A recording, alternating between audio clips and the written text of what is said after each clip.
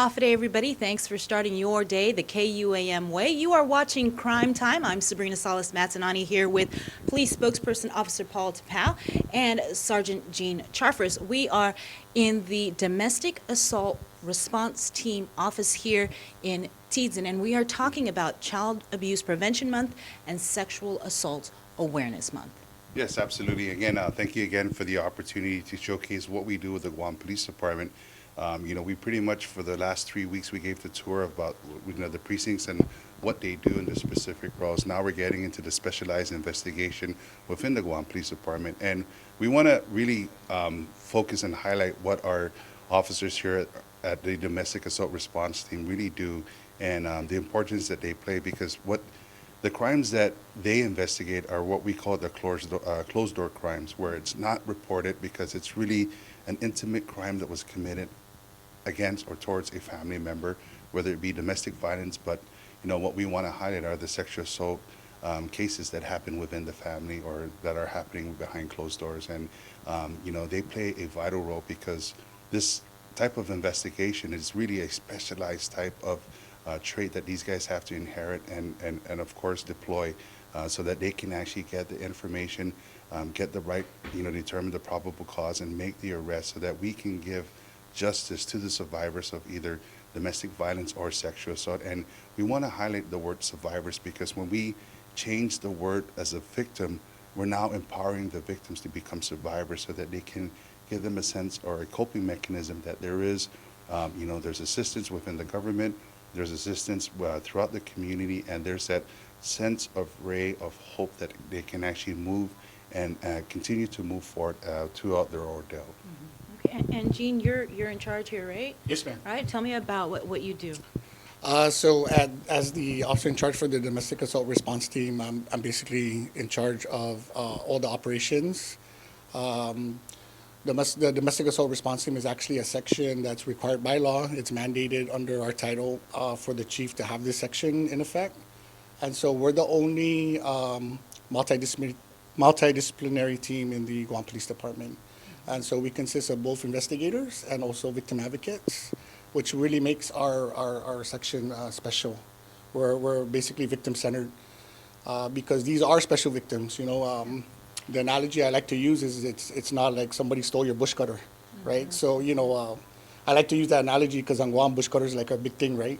Everyone gets all touchy when their bush cutter was stolen, right? So, but it's really more like Sergeant Tapau mentioned, it's really, hits home. It's centered in the home. So, you really have to be victim-centered, and find that fine line between compassion and empathy and sympathy, right? So that you don't offend these victims. So, it is Sexual Assault Awareness Month, as I mentioned earlier, and Child Abuse Prevention Month. How serious of a problem is this on Guam? Well, it's serious enough for our lawmakers and also for the police department to identify that we need a section to address it. Yeah.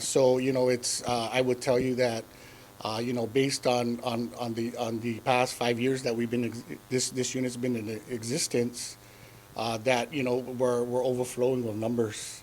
At every throughout the year, we average about over 500 and some domestic violence cases alone, and close to 300 cases just on sexual assault throughout the year. And some people might say that it's really because we have a big problem, but it's actually, a lot of it has to do with outreach and education, and actually telling people that they can come forward to report these incidents. Because I think that we can agree that we all come from a generation where you don't talk about these kind of things, and you just keep it within the home, and you don't discuss it, you don't report it to police officials. But now we're actually educating our community that this is something that you need to talk about. You need to come forward. You need to make the report, because it's not right. Well, obviously, your outreach must be working, because when you look at the numbers, what you just said, that's almost 1,000 cases a year, right? And so how many people staff this office, and is it enough to handle all of these cases? No, but I have to say that we owe a lot to our patrol officers, because they're the front line, right? So they really try to control the amount of measure that comes up to our office. And when the investigation becomes complex, that's basically where we would render our assistance to be activated to go out to the patrol level and help them out. Currently, we only have 3 detectives and 1 victim advocate. We're looking at getting another victim advocate on board. But our success is really not just with us. It's really a community effort. In the past 5 years, we've worked in collaboration with forming, relationships with our community partners. We have the Guam Coalition Against Sexual Assault and Family Violence that we work closely with, the Governor's Community Outreach Federal Programs Office that provides us with fundings and services to get some of the things that we need to get done here. We also have our partners at VARO, Victim Advocates, reaching out. Ali Shelter, the Archdiocese of Agana. We have the Attorney General's Office. CPS is another good, another agency we work closely with. And when it comes especially to sexual assault, our partners over at Healing Hearts, I mean, those ladies, they do an amazing job. And they work very closely with us to ensure that we get justice for these victims. So for those shortfalls where we fall short, we found a way to work with our partners that have the resources, the services, so that we can be able to afford them, justice. How long you been with DART? Started in I was appointed in 2000. I want to say November, or December of 2014. Yeah, to start it. Yeah, so we started out with just 2 investigators, very small. And throughout the years, we've grown. I'm still trying to get more, to meet the need. We try our best to just do what we have, and by working closely with our partners is really the key to the success that DART's had. You said, for this particular department or division of GPD, you deal with special victims. So to me, it would seem that it also takes a special type of person to actually deal with this kind of work because of how sensitive it is. And so, how do you get by day to day when you're confronted with so many cases? Well, as a team, we really talk about it amongst ourselves because there's a thing that we call self-care, right? And so after you deal with these cases on a daily basis, it becomes taxing, especially when you have to look at it, especially if you're a parent and you have kids and you look at your kids and you realize that earlier that day you just dealt with a child about the same age around that realm, right? And so, it also hits home for you. For me, what really works is I have a strong faith with God. And that's basically what has grounded me to deal with the type of things that we deal with, because not everybody can deal with it. The pressure, having to look at these type of crimes and really just trying to be there to help them. So that's what's basically worked for me.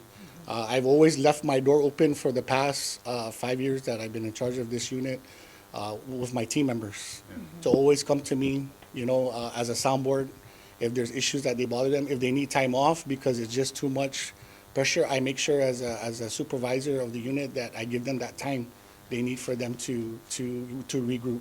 Yeah. And Yeah. If I may, Sergeant Gene was spot on when he said, the three approach is compassionate, being sympathetic, and empathetic. What we really do as in line of police work, but these guys in particular with their specialized investigation is, as patrol officers, we can't sympathize with every case that comes our way because that's just a heavy burden. But we can empathize with what the victim's going through, or the survivor's going through, and we can incorporate that compassionate way of providing that best service, that best quality service, and be empathetic in that approach. It helps us, and I'm pretty sure it helps them with managing the burden of just the case in itself, because like Sergeant Gene had mentioned, you open that file and it really hits home. And it's like, we can't sympathize over every case that comes our way because it's going to really bring it down. It's going to really bring just the person down, because of the fact that we don't want it to carry home, bring it home to their family and everything. And, and I want to applaud him, because to have a supervisor, it's really, the motto is, how do you motivate your troops to continue day in and day out to do their job? But also, how do you help with coping? How do you help with self-care? And by him providing that, it really is testimony of his leadership in providing that self-care. And the gaps that are, how do you fill that void?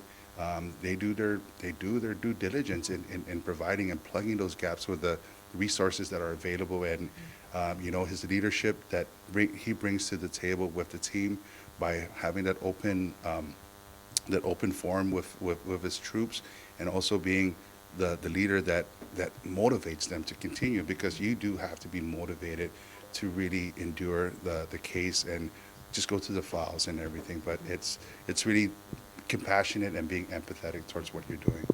You mentioned a lot about teamwork and your team. Can we meet them? Oh, yeah, sure. Yeah, definitely. Okay, so. Don't be this is, shy, This is Detective Joe Steven doing this. Joe. Yeah, he's one of our detectives. Detective Joe Gogo. Hi. Hi. This is also Detective Mary Jane Reval. She's our only female detective we have to the section. And then this is our victim advocate, Adriana Hicks. Yeah, she's really she's the one that bridges all the gaps for everybody, So we wouldn't be able to do a lot of the amazing work that we do here without Audrey. She really contributed a lot to the success of this program. And the reason why I say that is because when we first formed DART, it was really a challenge, especially with our community partners, because they weren't used to working with uniformed personnel. And so it was a challenge, and Dree was really the one that built that gap for us. And I went out and I told all my partners, and I wanna thank them for giving us a chance, because I told them, just give me 6 months. Is all I'm asking for our unit to prove to you that we're really in this for the long haul, and that it's really about what the partnerships out there are trying to do for the community. And so by giving us that opportunity, we were able to prove ourselves, and now we have a seat at the table. So that's something that we're all very proud of. So how long has, I guess, everybody been here in DART? And if you could tell me a little bit more about what you guys do here. MJ? I've been here for 2.5 years in the DART unit. What we do is we do follow-ups from the preliminary reports that we get from the neighborhood patrol. What we do is we identify, interview victims, we collect evidence, confiscate evidence, and we do go through court in regards to the cases that we investigate. Now, I understand, I think they were mentioning earlier, you're the only certified digital... I'm actually one of the 4 certified forensic analysis. If the cases do involve electronic devices, then we do go into the phones and we do analysis, and we retrieve evidence pertaining to the case. Joe? How long you been here? I got transferred here in January this year. So where were you previously? I was assigned to the executive security section. Okay. How long you been with GPD? For about 14 years. And it's your first time in DART. DART, yes. Right. How's it been for you? I mean, it's got, like we said, it takes a special type of person. Yes. Well, experience on patrol, so we pretty much know how to run investigations by the numbers, and also, just being a family person, we know how to treat victims, how to provide for whatever needs they have. Okay. Joe, doing this. Joe. Okay, Joe. Yeah. We have 2 Joes. Okay. Actually, I just got transferred here. This is my 3rd day. Your 3rd day. Yes. All right. So, Welcome aboard. It's an experience for me. But yeah, well, with my experience on patrol and throughout the other units in the department, I feel that I'm ready to take on the task. And yeah. All right. Well, Good luck. This is the special person right here. Right, the special person. Okay, this is her room, if you take show me into- your room. Show me your room. This is the safe room. So we call our soft room. Soft room. Okay. Safe and soft. Safe and soft. So what happens here?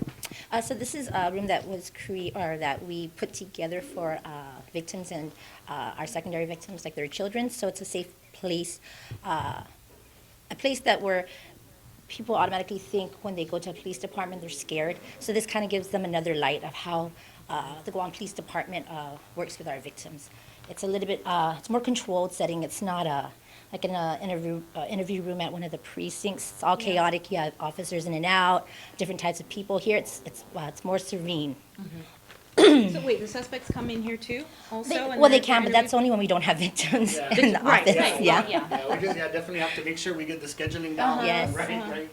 Yeah, I mean, in a perfect world, a perfect system, we would have a separate area for suspects. And so a lot of it really has to do with like very key good communication with the team to make sure that, we don't make those things pass, those paths cross. But, sometimes, you plan, right? You plan for it and it doesn't work out that way, so you need to adjust. And, we're just lucky that our team's been able to, I have a great team. They know how to adjust. They gel, they work good together. They gel good together. And in those type of events, we're able to work in collaboration with our mother division, which is what I call CID, right? Yeah. We fall under the umbrella of CID. So, in that event, we use the facilities that are available to us on the top floor. Yes. And going back to Audrey, you're the only victim's advocate, right? Yes. For now, I know. For that- now. Right, for now. So tell me about what you do. So I provide crisis intervention. I'm there to provide information, emotional support for all victims of violent crimes. I act as, I want to say I act as the liaison between the victim and police officers or other community resources. If a victim has a question, a lot of times victims come, make reports, but don't really understand what's going on. I kind of help them through the process. I try to minimize as much as possible the stress they endure because of the crime that was committed to them. Okay, so what has been the most difficult, or what is the most difficult part of your job? Every case is very difficult, but the hardest, I guess, for me would be the children. That's the one where it takes me a little longer to debrief after, I guess, to get my emotions down, because, with children, they're so innocent. I mean, all victims, it's hard. It's hard for me to do what I do, but when it comes to children, I think that's the most difficult part of the job. I know because it is Sexual Assault Awareness Month, we talked kind of before this about how a lot of the victims and the perpetrators are within a family, right? And I mean, is that Yes. something you see every day, or? Yeah, unfortunately, that's something I see every day, and that's what makes it a little bit harder when I am advocating for victims, because a lot of them know their abuser, they know the perpetrator. So it takes a little bit more encouragement to get them to speak, because they usually love the person that's hurting them. It's like, for instance, sexual assault. And that's why I think it's very important that we do these awarenesses to educate the community so they know how to help the victims and support them. Because with especially sexual assault, that type of crime, it's the one crime where victims feel ashamed, embarrassed, and it has to do with a fear of being shunned or blamed for what had happened to them. So that's why it's very important to have advocates out there to give the victims the support and the encouragement they need that empowers them to speak out. How long have you been with a victim's advocate? Because I know I was here a couple Yes. years ago and I interviewed you, I think, Yes. on cyberbullying or. Yes, it's been about 8 years now. I first started with GPD under the Victims Assistance Unit, and then which developed into the Domestic Assault Response Team section. Because when it was the VAU unit, it was just the victim advocates. There was no other person assigned there. But now with the DART, we were able to collaborate with the detectives, which has actually been a lot better, in my opinion. Because now I have direct contact with the officers with cases, and they have direct contact with me in case they have a victim that needs services. So it's been working really well. Well, this obviously is not an easy job. So, I mean, what got you into this line of business, and what keeps you here? Well, I'm sure everybody and anybody has a friend or a family member that has been a victim at one point or another, and that basically was the reason why I wanted to get into this line of work. What keeps me here is not just one person that I'm able to help. That's enough. Even if I can't get 10 victims to want to come forth, if I can just get one, that's enough for me. So that keeps me going. This doesn't seem like it's a 9-to-5 type of job, Oh, right? no. So tell me about the hours you guys put in every single day. It varies. You're on call all the time, right? Yeah, I'm basically on call 24/7. But I have a really good support team. I have a good team that they help me when they know I'm starting to get a little bit losing some energy. My team's really good at keeping my spirits up and making sure they take care of me and not overwork me too much. Yeah, so one of the key things is, because we only have her, the officers here are now starting to take on that advocacy role in her absence, because we only have her, right? So if patrol were to call because they have a victim that needs assistance right here, she would have to check out of the office and respond to that precinct to address that situation, and provide services for that. So the detectives here will have to pick up the slack on their end and basically serve as that advocate for their victims that they're dealing with on their cases. One of the beautiful things I want to add about Audrey and her being in our unit basically is that as an advocate, right, the police department, we're supposed to be here for the public to come to us, to trust that they're coming to us for help and that we can help them. And a lot of victims out there, maybe due to uneducation or bad experiences that they've had, right, they're hesitant to come forward because, a lot of times sex crimes, right, is tied into somebody in the home front, right, or the household, right? So it becomes a family violence case. And so what we do here is we really empower the victims with Audrey. Because if they come and they report it to a uniformed police officer, by law, we're mandated that we need to take the report. And we don't give the victim an option. That's just the way the law's written, and we have to follow it that way. But with her being an advocate, they can come here and they can basically say, you know what, I don't want to report. I'm trying to find an avenue of what kind of services are out there. What do we need to do to get the help that I need? Because sometimes, putting them behind bars is not really the right answer at that particular time. Every family has different dynamics, right? And so she's able, with her training and experience, she's able to make that assessment and then determine. Of course, the ultimate goal is for them to report, but she gets them to gradually get there. And I think that's the best thing, is that we give our victims that choice for them to choose. Because a lot of times, I don't want to say a lot of times, all the time these crimes happen to them and it wasn't their choice. They didn't have a choice in it. Nope. They didn't have a say. So by giving them that choice to come forward, and really us by really being, I like to use this term, start by believing, right? Is really empowering them to come forward, and it really just makes our job easier to know that they're able to walk out and they feel safe. And that's really the key in our advocates. And she really, Audrey and the team that was with her at one point in time had educated me about, and Sergeant Gino hit it again, it's really the empowerment to make that choice. And, when we're dealing with closed door crimes that are being committed by loved ones and family members, once they realize that wow, this is a crime against me, this is where the confusion comes in, this is where the fear comes in, our advocates played that important role in binding the trust with the investigators and instilling the trust within the survivors that, hey, this is where we're going to help you, this is how we're going to get through this together. And they're with the survivors from the onset to the finish line, to where they're actually safe, whether it be sheltering the survivors in a safe home, or just bringing them into a safe comfort area to where they can actually receive the care that's provided throughout the ordeal that they're going through. So Audrey and the team here at DART, they play a real important role in what our officers, because our patrol officers, they don't have the luxury of time to sit down and do all the legwork that's required from them. And we saw that. We featured that 1-1-4 operation on a 12-hour shift. It's not going to happen. It's not conducive to what they're going to do. You may, however, have that, and I want to applaud the supervisors for empowering their officers to do that, and in developing some sort of advocacy within that range. But this is why we have the specialized unit. This is why we have the DART team to carry and fulfill the load that is generated from that complaint. All right. Well, we certainly thank you guys for all that you do. Final comments? Sexual Assault Awareness Month, so come out. We want to educate everybody to understanding what sexual assault is, how to prevent it, and how to help support victims of this type of crime. Yeah, just, again, I cannot thank our partners enough for all the help that they really give to us. And, of course, I want to thank, KUAM, Sergeant Paul, for setting up this opportunity for us to get this showcase and get it out there.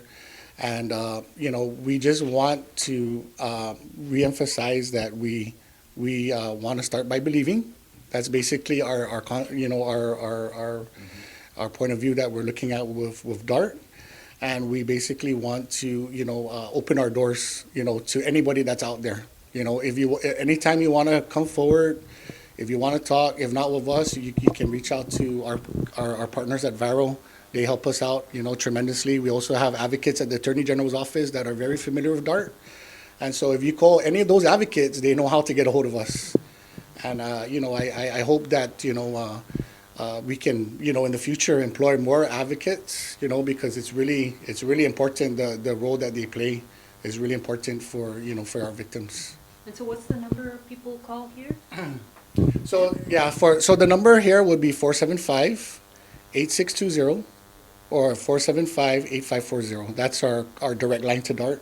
If it's after hours, then they would call our dispatch, which is 475-8616. And all they would have to say is, we need to talk to somebody from DART. And that's where the after 5 calls start coming in, and from there we would make an assessment whether it's going to be a referral, whether it's something that we need to respond to right away, whether it's something that we can make an appointment for them to come in the morning so that we could address their concerns.